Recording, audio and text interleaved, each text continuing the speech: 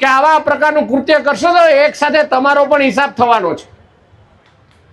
આ અમુક નાના નાના અધિકારીઓ સાથે આવા રૂપિયાથી સેટિંગ કરીને કૃત્રિમ પ્રશ્નો ઉભા કરી અને ભારતીય જનતા પાર્ટીની શાસનનું તમે નામ ખરાબ કરો છો અને કૃત્રિમ સમસ્યા વોર્ડની અંદર ઊભી કરવામાં આવે છે. નવા પ્રકારનું પોલિટિક્સ શરૂ થાય વોર્ડ નંબર 16 માં. કયું પોલિટિક્સ? તો કે પાણી પોલિટિક્સ. અચાનક જ અધિકારી ગાયબ થઈ જાય પાણી બંધ કરીને, અને પછી પાણી મળે નહીં. કોર્પોરેટરો, બીજેપીના કોર્પોરેટરો બધા લોકો એને શોધે, કहीं ગયા. જ્યાં સુધી એક વ્યક્તિ આવે ને વિસ્તારમાં જેને ઓલરેડી અધિકારી સાથે સેટિંગ કર્યું હોય, એમને ફોન કરે, ભાઈ કેમ પાણી નથી આવતું, પાણી મારે જોઈએ, આમ જોઈએ, તેમ જોઈએ.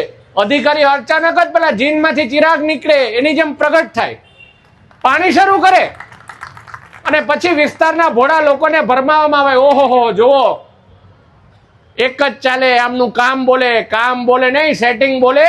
અને માત્ર તમારા મત મેળવવા માટે આ પ્રકારના ખેલ કરો છો. તમને અહીંયા પણ જો મત મળી પણ જશે ને, ઉપર તમને ભગવાન માફ નહીં કરે. ભગવાન માફ નહીં કરે. ભગવાન કેમ માફ નહીં કરે? કારણ કે આવા પાણીના વાલ બંધ કરીને તમે મત તો મેળવી લો છો, પરંતુ વિસ્તારની જનતાને ફરી એકવાર 5 વર્ષ સુધી બ્રેક લગાવી એમનો વિકાસ કઈ રીતે અટકી જાય અને કઈ રીતે 5 વર્ષ પછી ફરી એ જ વિકાસ અટકી ગયો એનો નારો લગાવીને ફરી કઈ રીતે અમે સત્તામાં આવી જાય. હવે બસ કરો. હવે તો જનતાની હાય લાગશે તમને. જે લોકો બીમાર પડે છે એ લોકોની હાય લાગશે.